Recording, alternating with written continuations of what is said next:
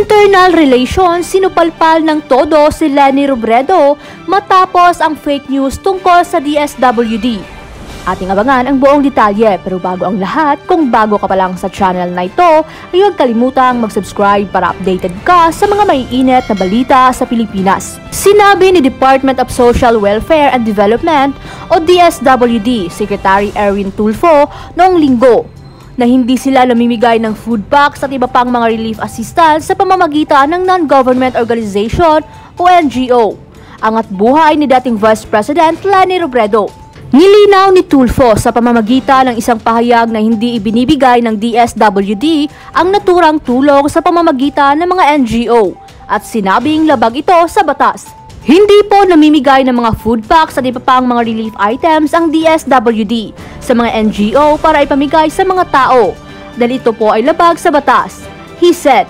Paglilinaw ni Department of Social Welfare and Development Secretary Erwin Tulfo, anumang relief goods na ipinamamahagi ng DSWD ay hindi na ipinadadaan sa mga non-government organizations dahil labag ito sa batas. Diretso na nila itong ipinamimigay sa mga pamilyang naapektuhan. Aniya, maaaring pinagsama ng lokal na pamahalaan ng Ifugao ang mga relief items ng DSWD sa mga gamit ng Angat Buhay sa isang bodega. Ito ay nakunan sa isang larawang ipinost ng isang publishing company.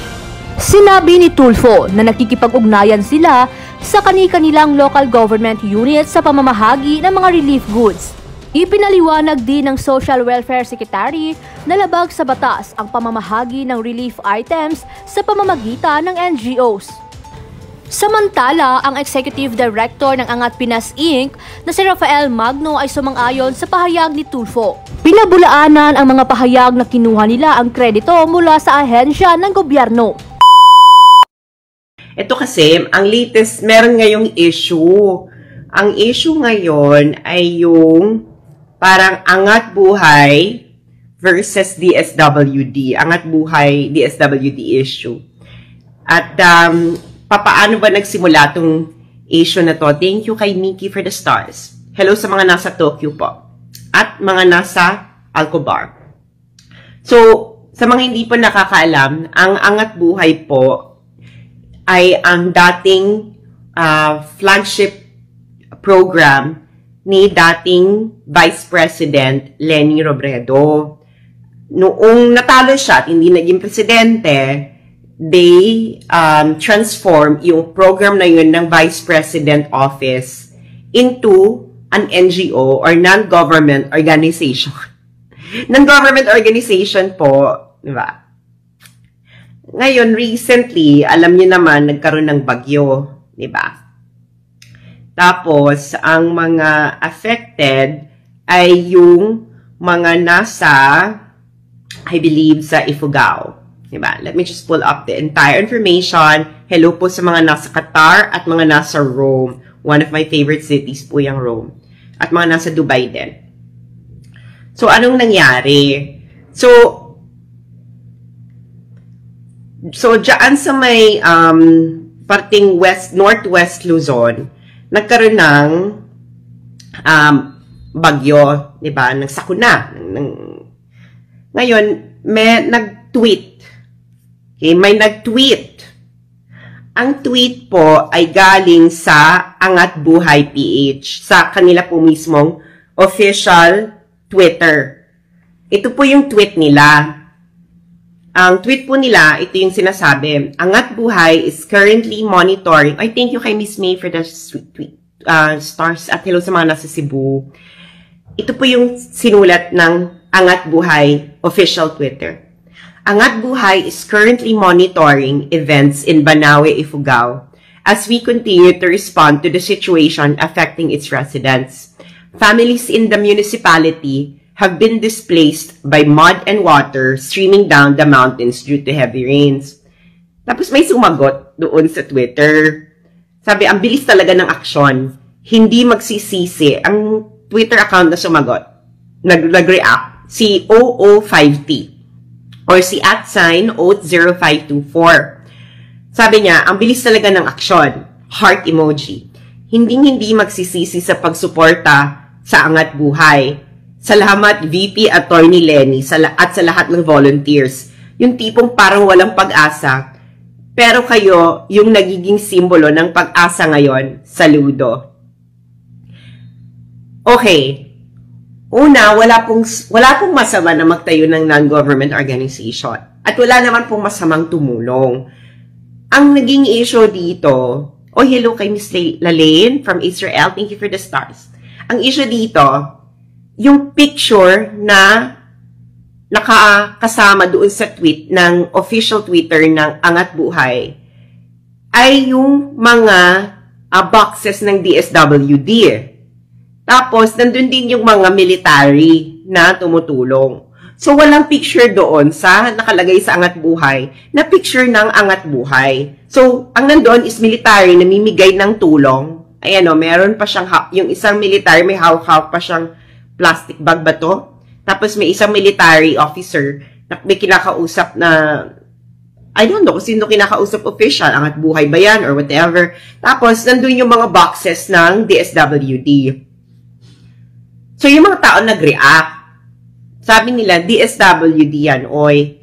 Ngayon, nakita siguro ito, kasi pinost din siya ng Inquirer eh. Yung sa post ng Inquirer, mas malinaw. Makikita talaga doon, box ng DSWD.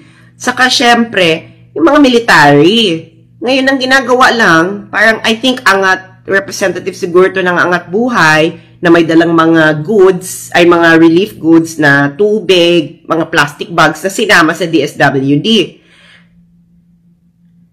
So, sa makatuwid, DSWD yung nandoon, nagtatrabaho. Sabi ni Jennifer Wilson, Lenny is a professional rider, piggyback rider. Parang gano'n na nga, friends. So, ngayon, sumagot ngayon si, wala niyo kung sino sumagot. Sumagot si DSWD Secretary Erwin Tulfo sa kanyang Facebook page. Thank you sa mga nasa Bermuda at Hong Kong. Kamusta po kayo? So, sumagot si DSWD Secretary Erwin Tulfo. At nakakaloka yung sagot niya, all caps. So, ang ginawa ni Erwin Tulfo, sinend niya, kinapture niya yung tweet, yung sinabi ng Inquirer. Kasi, yung sa Inquirer, ang sabi, Angat Buhay daw, yung nandoon, na nagdi-distribute ng food packs and cooked meals to families affected by flash floods and mudslides in Banaue, Ifugao. The problem is nga, ang kasama doon, mga goods ng DSWD. Si DSWD Secretary Erwin Tulfo, sumagot siya, all caps, ito sabi, paglilinaw, hindi po namimigay ng mga food packs at iba pang relief items ang DSWD sa mga NGO para ipamigay sa mga tao dahil ito po ay labag sa batas. Diretso po ang aming tulong sa mga tao sa pamamagitan ng kanilang mga LGUs base sa inisyal na investigasyon na isinagawa ng aking tanggapan sa isang larawan na lumabas sa Inquirer.net. Tila isinama daw ng lokal na pamahalaan ang donasyon ng Angat Buhay nakasakay sa pickup truck sa mga food packs ng DSWD sa isang warehouse ng LGU at kinuhanan ng litrato. Maraming salamat po. So, anong ibig sabihin dito ng paglilinaw ng DSWD? Una, hindi ibig sabihin na merong donation doon ang Angat Buhay ay walang ginagawa ang gobyerno. Katulad ng sinasabi ng iilang mga supporters ng Angat Buhay. Hindi po sila ang nauna on the ground. Ang nauna po na on the ground ay of course ang LGU kasi ang LGU ang first responders.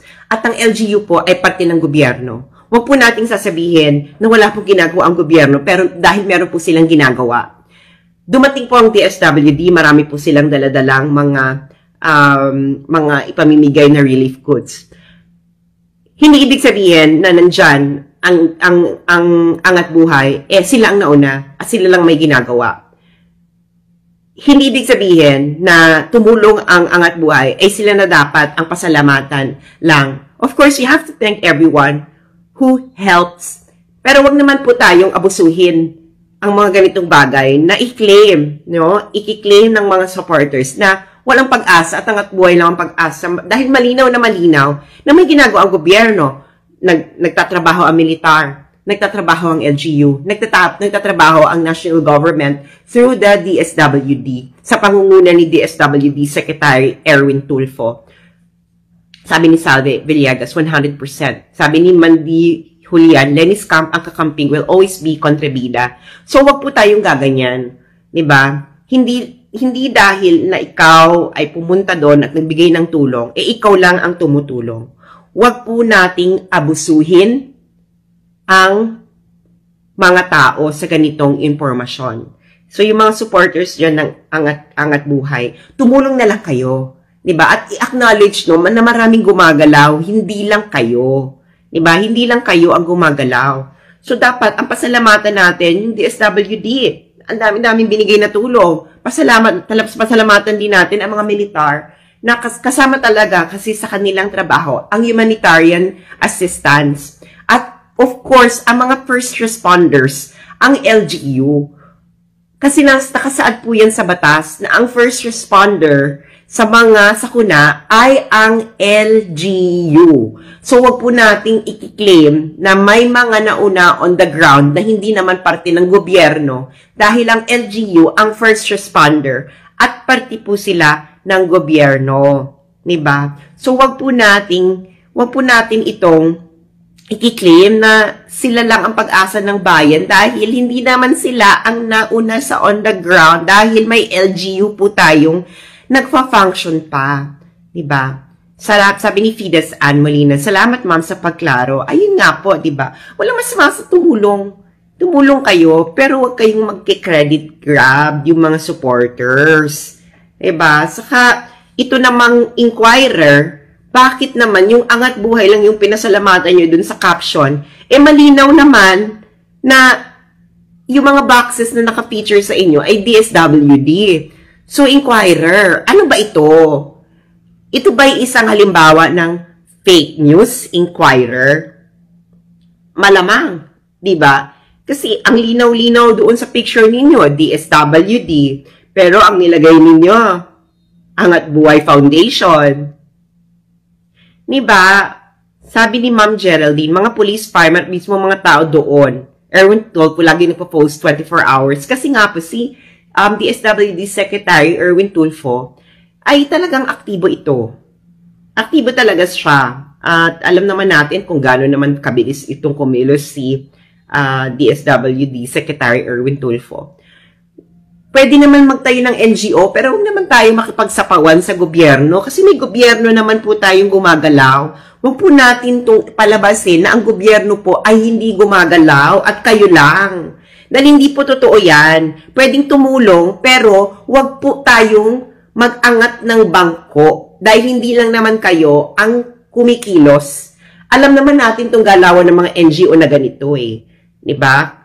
Kaya kayo nagaganito kasi pag gusto nyo pakita sa mga followers ninyo, sa mga supporters nyo, may ginagawa kayo, syempre, tuloy-tuloy ang pera, ang donation ng pera or whatever, dyan kayo nabubuhay eh. Diba? So, wag po nating iangat ang ating bangko ng masyadong mataas dahil may mga tao pong ibababa ang inyong bangko sa lupa. So, sabi ni Maki Santos, bitter lang yung inquirer kasi pinasole ni Duterte yung Milo. Hindi po na, siguro, medyo totoo yan, minsan siguro hindi. Pero yon guys, sa inyo, ano sa tingin ninyo ang inyong masasabi sa ganitong Angat Buhay DSWD issue? Sabi ni Meg ay, wag nang mangialam ang Angat, bakit kasi nangingialam sila? Well, okay naman pong tumulong. Pero ang problema is sana yung pagtulong ay hindi ito ginagamit upang sapawan ang inilit na gobyerno. Pwede naman kasing magsabay Pwede kayong nandoon, pero wag tayong sumapaw. Diba? Pwedeng tumulong, pero wag niyo namang itaas yung sarili ninyo na ang feeling is yung sinusuportahan nyo lang na Angat Buhay ang may ginagawa, which is not true. Diba? So, sabi ni Agnes Garcia, Angat Bangko Foundation, ABF. So, ayun na nga. Sa Inquirer, pwede next time, i-acknowledge nyo naman yung DSWD. Kasi sila yung nandito sa picture ninyo, Pero ang inyong pinopoint out, Angat Buhay, Para namang halatang-halata naman itong ginagawa ninyo, Inquirer. 'Di ba? Ano lang, medyo itama lang po natin ng kaunti ang ating ginagawa. Sabi ni Alan Denosto, once a credit grabber, always a credit grabber. Oh well, ako naman po ay naniniwala na ang people can change. Pero change must start from within. Ganon. Umi-apple daw, sabi ni Ma'am Cathy. Thank you sa mga napapadala lang ng stars ngayon lang. Sabi ni Jerome, okay, tumulong, huwag lang magpalabas na sila na una sa ground. Correct. Di ba? Kasi may gobyerno tayong nasa on the ground na eh. Nandiyan din yung military na anytime na may sakuna, ay sila yung nauuna. Why don't we thank our wonderful men and women in the military na talagang sila ang pumupunta dyan tuwing may humanitarian issues na katulad ng bagyo. Diba? Sana po i-acknowledge, sabi ni Fides, sana po i-acknowledge din ng ibang tahimik na legit NGO. Correct. Bakit yung ibang NGO na tahimik lang na tumutulong ay hindi naman nila inaangat yung kanilang sarili ng ganito? Para naman sa inyo, ano naman ang masasabi nyo tungkol dito? Magkomento lamang sa baba at huwag kalimutang mag-subscribe para updated ka sa mga maiinit na balita sa Pilipinas. Maraming salamat sa panonood.